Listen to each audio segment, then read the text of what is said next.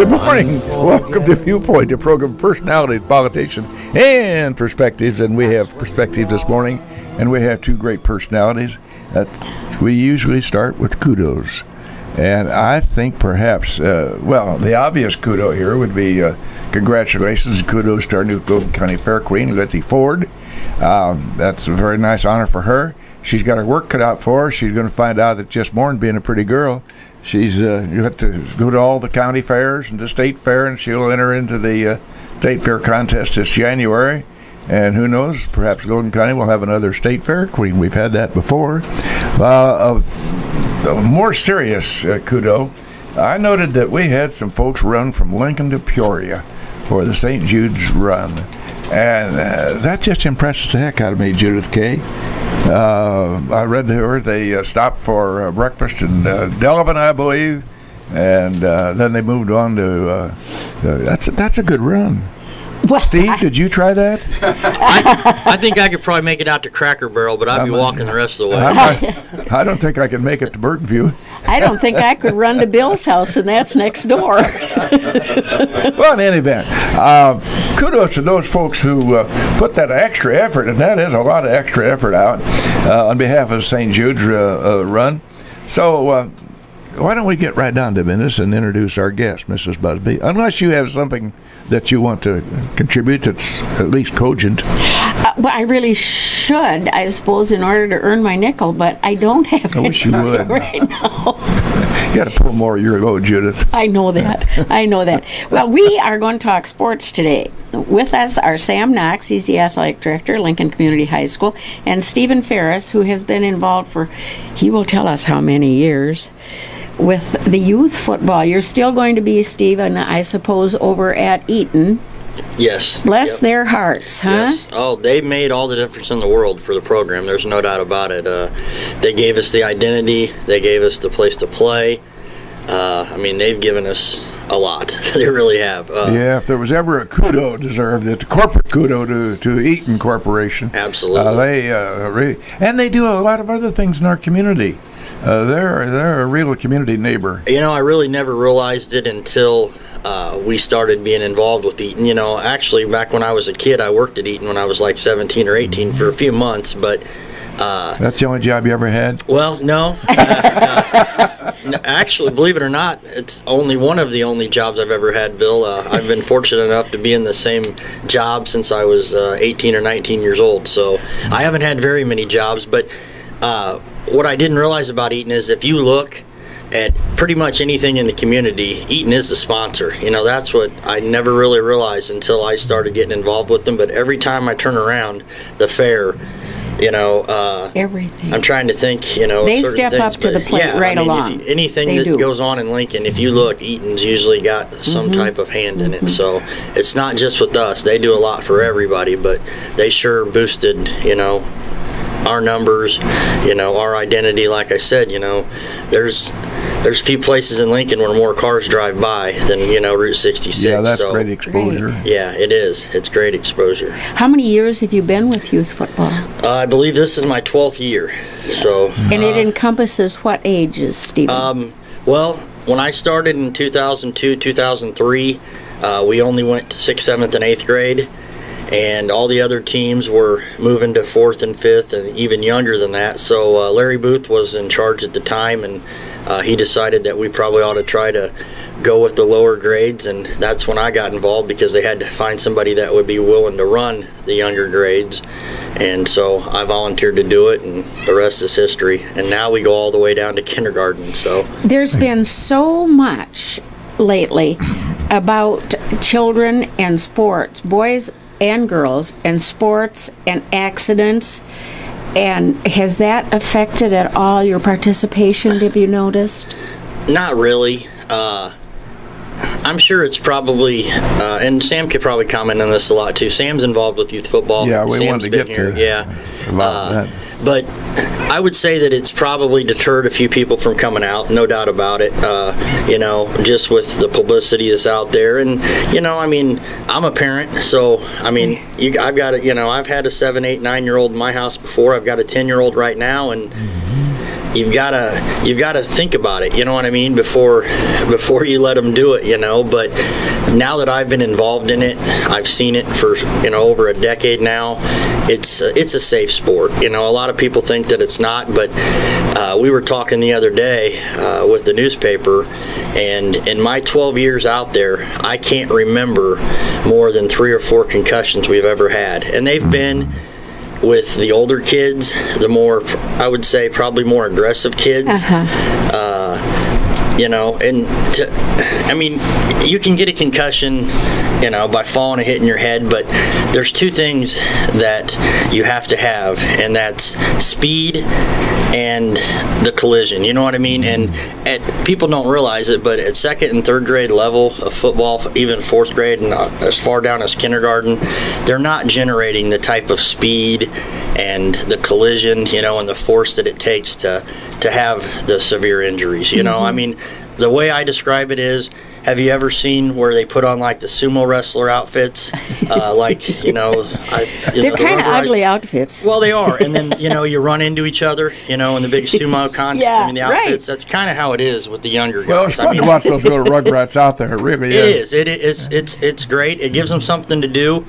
People don't realize, but we probably have such great numbers at the younger levels because there's nothing else for them to do. I mean, honestly, what is there in Lincoln, Illinois for a 7 or 8-year-old to do from August to October other than go to school?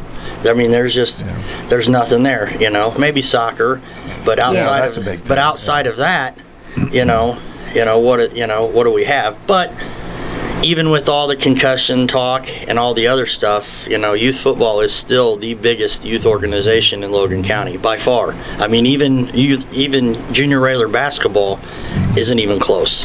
And that's the great feeder systems into our high school system. The 648-5510. Our guests this morning are Steve Farris, who have been working and running the youth football program for 12 years now. And associate guest is Mr. Sam Knox, who's the athletic director at Lincoln Community High School. Sam, how long have you been with us now? Several years. This will be our 11th year in Lincoln coming up. You've been here 11 years with us. Well, you have it's more than football. The AD he wears a lot of hats. Could you describe generally, Mr. Knox, the duties that incorporate your job out there? How much time do you have? Yeah. Remember this. We have to be off air at 9 o'clock. Okay, I'll be brief. Basically, the AD side of things is a lot of scheduling, a lot of detail work about game times and locations and bus times, exactly. Officials, when you have home games, you have to hire the officials to work. Game workers like announcers and ticket takers and scoreboard operators, things like that. Cooperate with booster clubs that help with concession stands and other apparel sales that we have at school. I also am considered the district transportation director, so I communicate with First Student Busing on regular transportation issues as well, and call them every week to go over all of our extracurricular bus times and make sure we know what time we're leaving and exactly where the bus is going, because not always do our teams play at the school where we're playing. If we go to Decatur Eisenhower, a game may not be at Eisenhower High School. It might be at a park, or it might be at a college location. So we have to know exactly where the bus is going, because communication is a big piece of it too. Oh, yes. We want to communicate with moms and dads and grandparents. If they want to go watch their child play volleyball or soccer or run track, they want to know exactly where they're going. So some of the communication tools we use, texting, emails, etc., to let people know where they're going. Also, part of my job is working on the master class schedule as an assistant principal, so I get to have a hand in creating, helping create when chemistry is offered and when algebra is offered and how many sections of math we need and how many sections of PE we need, and making sure all those classes are balanced so we don't have 32 kids in one section of algebra and 15 in another. You try to balance all those out, and we worked on that a lot this summer. So school is right around the corner, and we'll be ready to go. Well, what do you really do out there?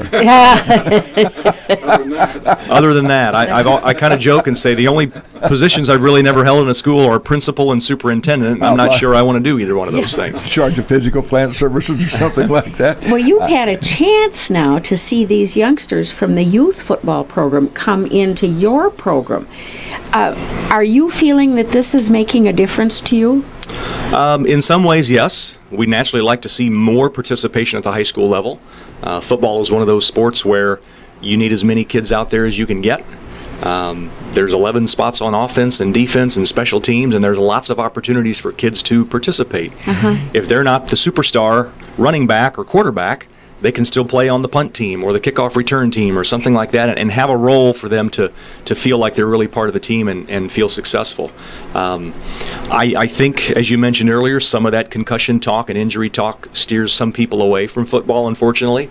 Sometimes in high school, kids are forced to, or think they're forced to get a job, a part-time job, to help pay for their car or pay for this or that, or help out at home with mom and dad. And sometimes that steers them away not only from football, but from other sports and activities as well. And that's unfortunate when that happens. I always feel like, you ought to enjoy high school and participate as much as you can, because that's really the only time in your life where you don't have to work.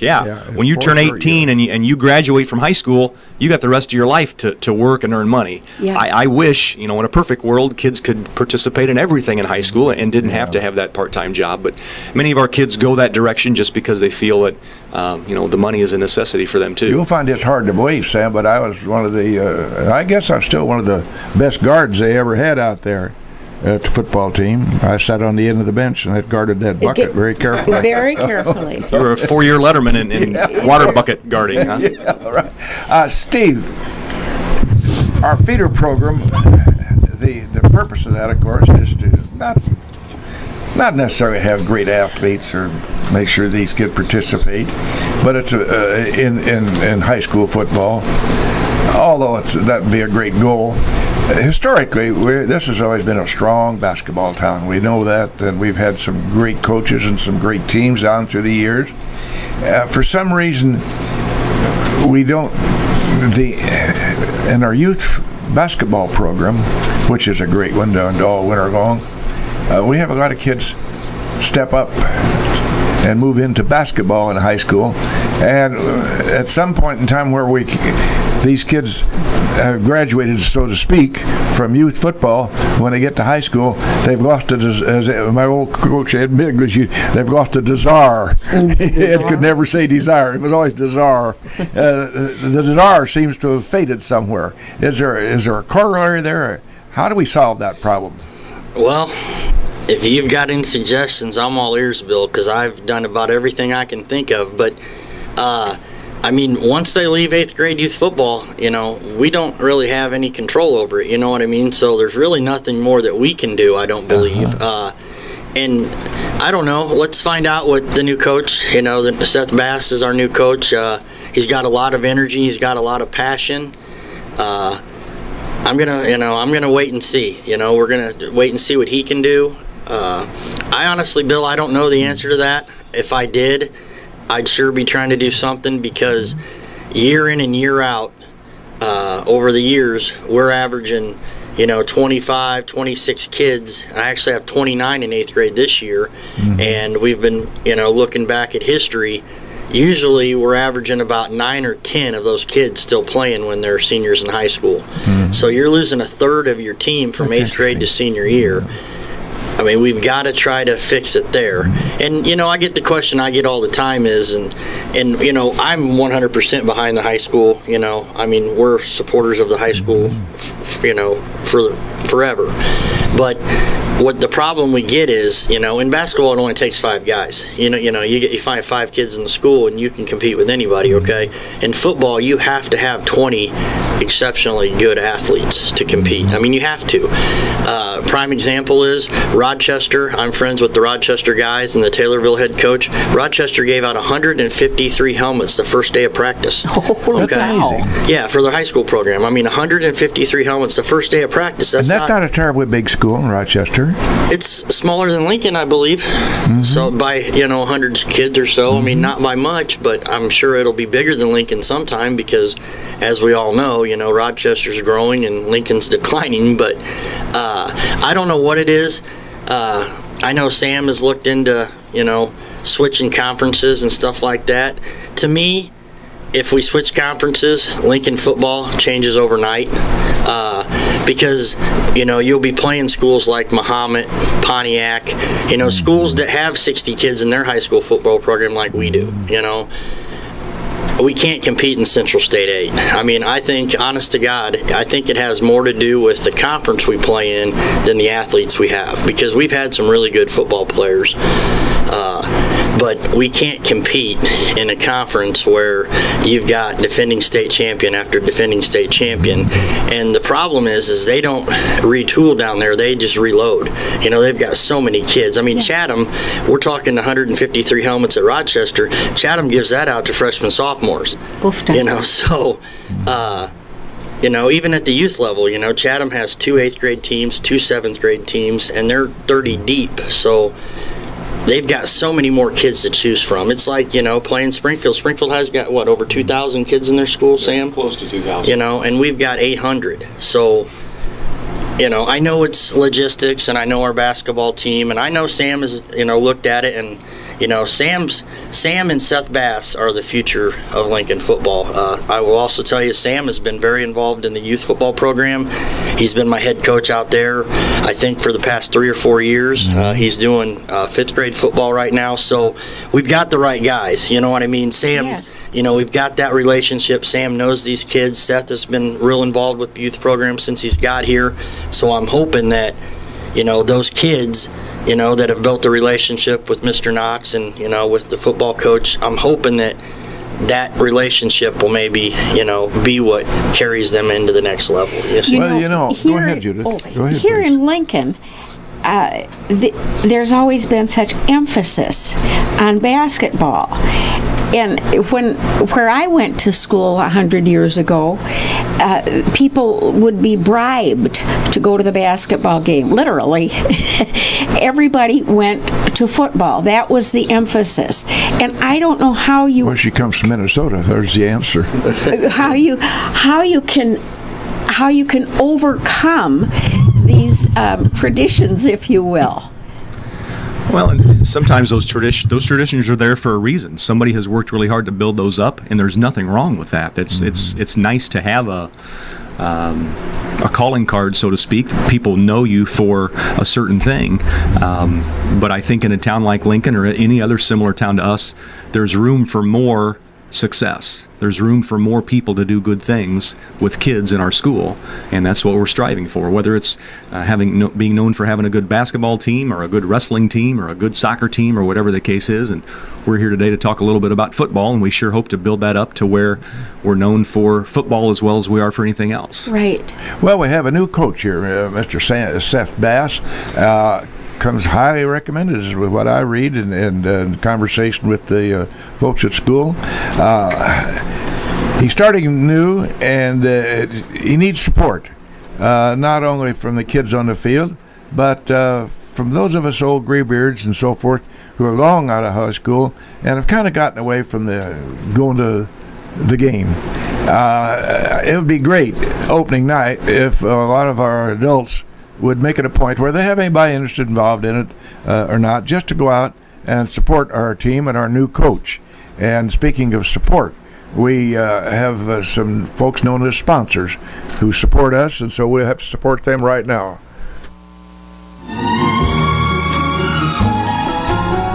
And right back live in the studios here, WLCN, the program's Viewpoint. Our guest this morning is Mr. Steve Farris, who's very involved, also known as I Spy, is also very involved in youth football program here for the last 12 years. And we appreciate, seriously, Steve, you and your fellow coaches out there all deserve a lot of accolades, because that's a commitment, and we appreciate that. Our other guest is Mr. Sam Knox, who is kind of a jack of all things out there at Lincoln Community High School. He's more than just the athletic director.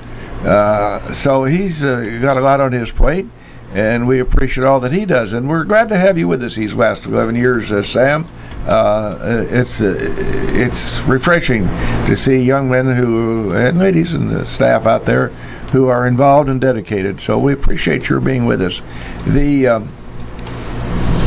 We need to make sure that, Sam, how youngsters can, of course, now they've been at practice for some time.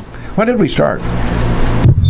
Well, the IHSA rule says that any coach of any team can have up to 25 contact days with their kids in the summer. That means 25 separate days in which they can practice. They can go to a summer league game of soccer, basketball, volleyball. They can go to a weekend tournament. Each sport gets 25 days. So they've been doing that all summer long. Official practice for football begins this coming Monday, August 10th.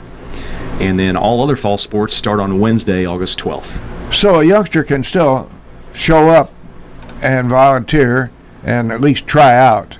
Correct. The tryout period is not over. Correct. The officials' practice can't start until next week, like I said. Summer activities are all voluntary. All coaches would like kids to be there as much as possible, no doubt, but coaches know that some kids have vacations or jobs or things that they can't be there all summer long, and it's a voluntary status where even if a kid doesn't show up at all during the summer, he or she can still go out for practice the very first day of practice. And a coach, even in a youth football, they can perceive attitudes. You sure can. Yeah, you can tell who wants to be there, who really loves the sport, and who's going to give it, be there every day and give it their very best effort. And some kids aren't made that way. Oh, well, maybe their mother made them try out. Sometimes that happens. I was a mother, I used to do that to my kids. Steve, in your experience with youth football, have you had any rather unusual experiences with the youngsters and so forth? You're working with a bunch of pliable, malleable kids here, and there must be some unusual things that have happened. I don't really know that there's been a lot of unusual things with the kids. Now, their parents and grandparents. Well, that's another story. Probably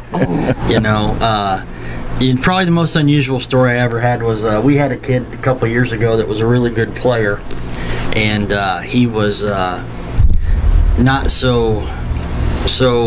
I don't know. I want to be careful here, but he was not the cleanest player that we've ever had in the league, and he was dirty. Yeah, we don't stand, and we don't stand for that. Yeah. We don't teach that. I mean, honest to God, I could care less if we win out there or not anymore. Sure. I've won a lot.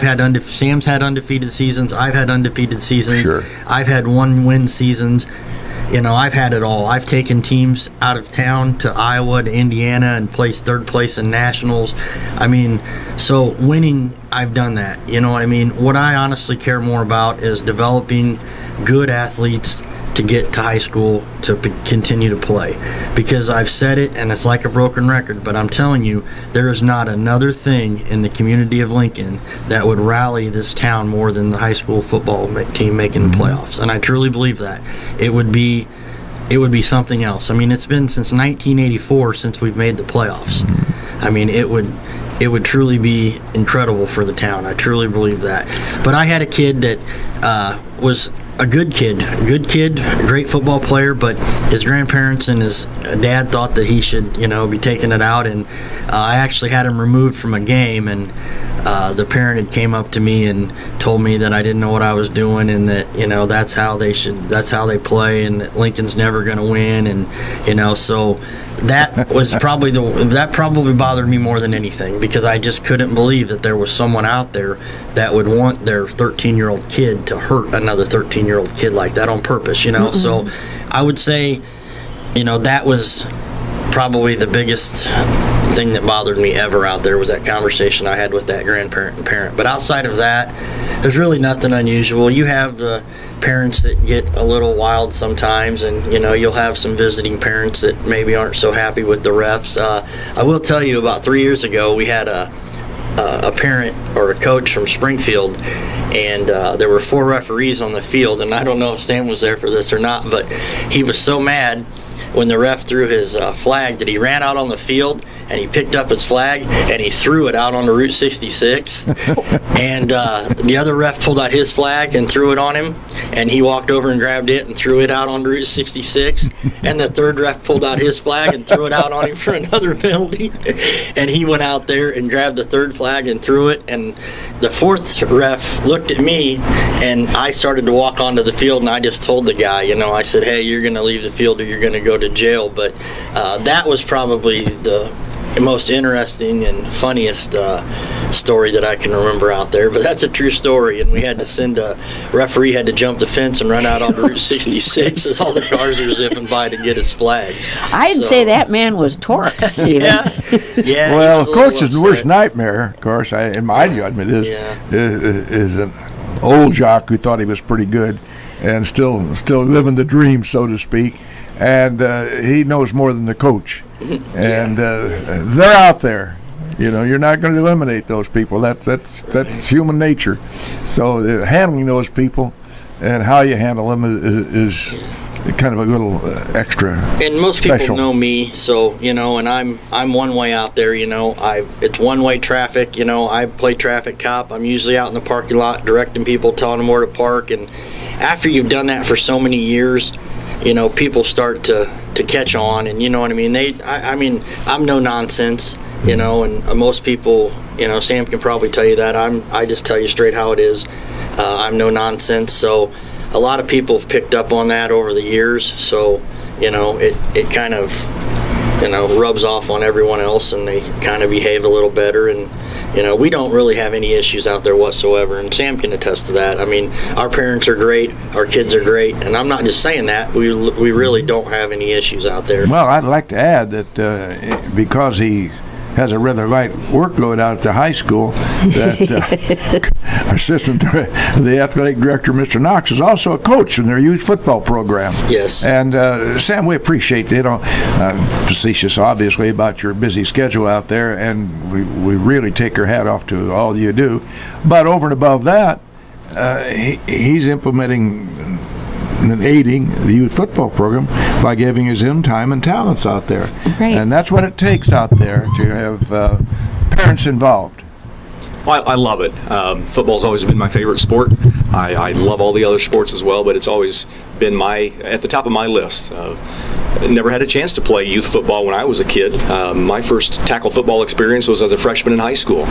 Lived in a small enough town where we just didn't have that opportunity as a kid. We had Little League baseball, and that was about it. Played 10 games a summer in baseball, and that was our youth sports experience.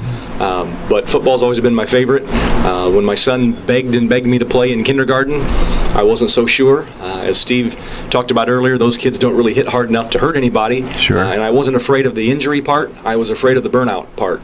I had seen or heard too many stories of kids who start playing sports too young and too much, and by the time they're in 7th or 8th grade, they say, Mom, Dad, I've had enough. I don't want to do it. Yeah. And I really think for any kid who plays youth sports, their high school experience should be near the top of the mountain for them.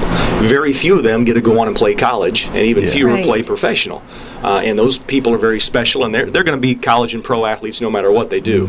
But for many of our kids in Lincoln and similar towns like us, the high school sports experience, to me, is going to be what they remember for the rest of their life, whether it's a positive experience or, unfortunately, sometimes it's a negative experience. But can't beginning when you're little work exactly the opposite way for kids, in that they think, hey, this is fun, and I'm meeting all these new people and having a good time, especially if the parents can act decent. You're absolutely right. And my fears with my son 5 or 6 years ago when he wanted to play in kindergarten have been steered a different direction, like you're talking about. I was really concerned about the burnout. I haven't seen any hint of that yet. Luckily at our house, our kids are eager to go, and whether they're doing volleyball or soccer or baseball, football, basketball, they want to go and they want to practice, and that's nice to see, and I hope that continues all the way through high school too. But I think in coaching basketball and baseball and football with our kids, I've had great experiences with our parents in Lincoln. As Steve said, you're always going to have a few every once in a while who act out of character, but we've had very supportive folks who haven't really seemed to be too concerned about who's the star of the team and who's not the star of the team. They're just happy their kid is participating, and that's what we want to continue doing. Exactly. And you're right, that we're trying to develop not only good football players, but a good attitude about everything, and we talk about that. And I mention it quite often, whether you are a wrestler, whether you go on and play soccer, whether you go on and play baseball or track or tennis or whatever you decide to do in high school, the same things we're talking to you about good attitude, being coachable, trying your best, having fun, that applies to every sport in your life. That must have to be at least half the equation, really, because nobody gets any younger. Isn't that right, Bill? We don't, do we? I hadn't thought about that. Therefore, when you're little and starting to play your youth football, your youth soccer for the Y, or whatever it is, you've got to be learning that there are rules. We have to follow the rules. We always have to follow the rules. We have to be honest. We have to put forth effort. Those are the kinds of things that are going to carry them through life. A lot of us today aren't playing football. Bill and I have quit, for instance. Well, go ahead, Steve. But the thing is football's not for everyone else. I mean, it's really not. And Sam and I would both agree on that. Sam and I are pretty close. We've coached baseball and football for the last 3 or 4 years. We appreciate that. We've spent about the whole year together. But, you've got to love football. And I tell the kids this the first time first practice we have, we get them together. I tell them, we're glad that you're out here trying it, but I understand football's not for everybody. I mean, it can be a violent sport at times. It's not a flag, it's tackle football, and you've got to love it. If you don't love football, then don't play, because you're going to get hurt. You can't play scared. You know what I mean? It's football is a sport that you have to love. If you don't love it, then don't play it, and I truly believe that. But by the same token, soccer is certainly a contact sport, and so is basketball. Volleyball can be too. Yeah. Well, there's an inherent risk in any sport, you know. And I know the concussion debate has come out, and I will mention this, I know the paper, came out and made it kind of seem adversary to where, that Abraham Lincoln and Sports Care were against football, you know what I mean? But Todd Morning and that crew, they are very big supporters of football. They've came to us, started the new concussion test. I mean, we're working in tandem with them. It's they're against football. You know what I mean? It's not that at all, like some people have perceived it. And I've had people come up to me the last week in practice after reading the article, and some of them were a little ticked off because they feel like football's under attack. But I'm way past that. You know what I mean? I've been doing this for so long that I'm way past that. I don't see it as an attack on football. I see it as people looking out for the safety of young kids. And it's never really been an issue for us, like I said, but it's something that you have to be aware of. You have to know what the signs to look for. There's a lot of things that you have to be able to see and take care of. So it's not like we're out there just throwing the kids into the gamut. I mean, we're very, very conscious of their safety. And well, one of Mr. Knox's multitudinous duties is scheduling at the high school level. Now, Mr. Farris, how about scheduling these kids to go various places to play and have other teams come here to Lincoln? Well, Sam gets paid for his scheduling and stuff, so he's got a little more of incentive to probably stay on top of it. It can be challenging. The good thing is I'm very connected. I have a lot of friends, and some of my coaches will tell you this. Sometimes they don't want to wait for me. I had my 8th grade coach this year. He came to me and said, "Hey, I want to do my own schedule. I want to do all this. And I said, "I'm fine with that. That takes the load off of me. Mm-hmm. You do it."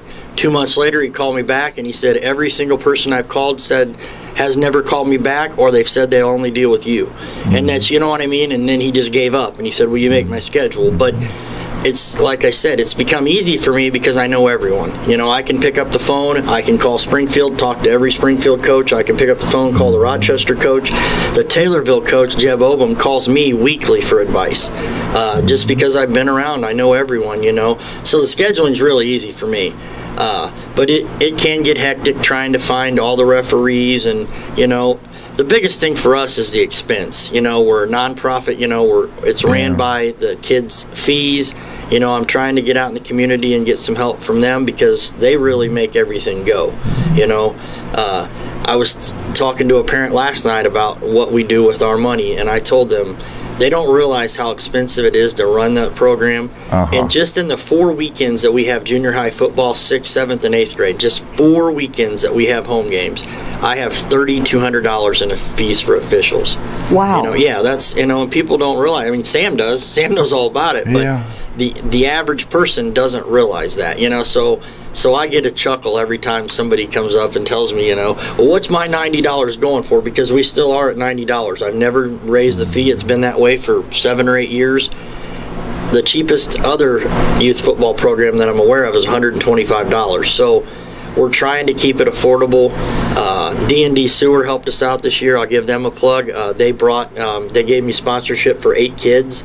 We had 9 kids that couldn't afford to pay, so we worked a deal out with D&D Sewer so that those kids were able to play. So that was good, but about sneezed on you there, Bill. Sorry, but the scheduling it's a little hectic.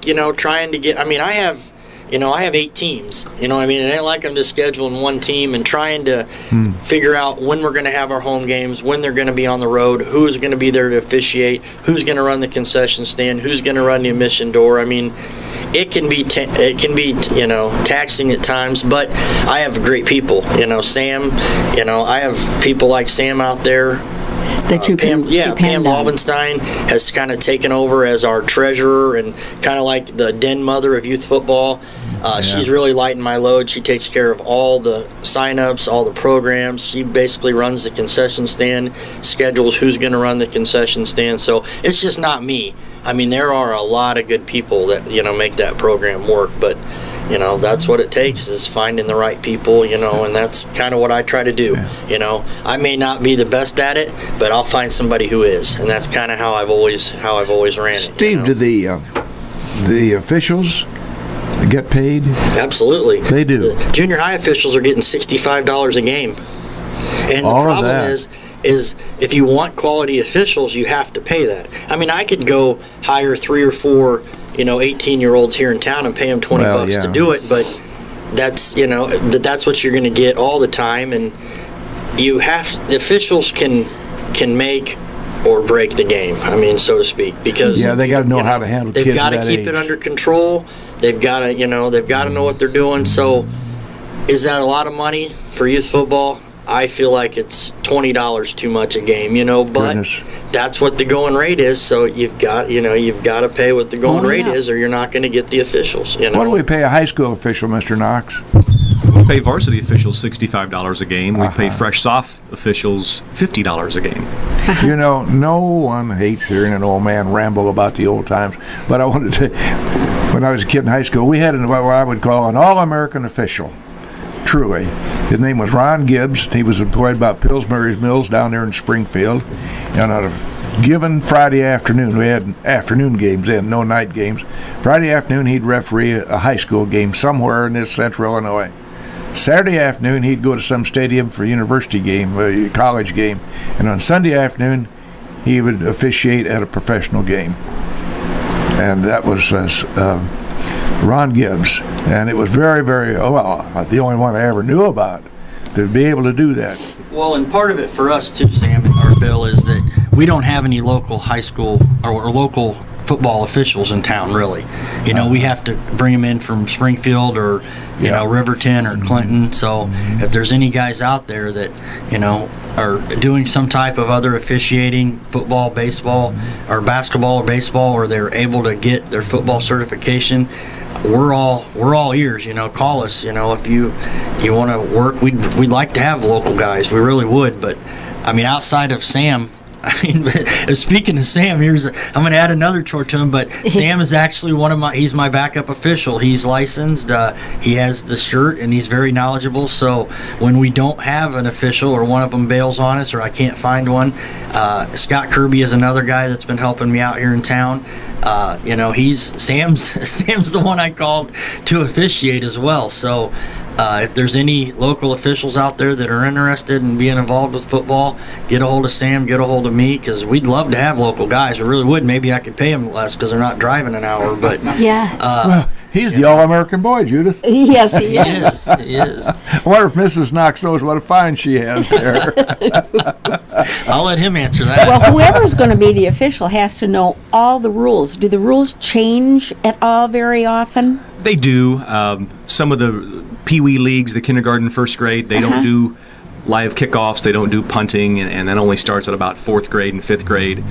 So the officials sometimes ask when they walk on the field, hey, what rules are we playing under today? Coaches tell me, because what we did yesterday on a 6th grade game is going to differ from what we do on a 2nd and 3rd grade game. So, but the basics are the basics. You line them up in a straight line, you make sure they're not offsides, and they stop on the whistle, and the officials are usually really good to help with the kids. They're like more coaches on the field at that younger age, so it's nice to have them. Now, as AD, do you have to know all the rules for all the sports that are offered at the high school? Don't give me a quiz, because I don't know all of them.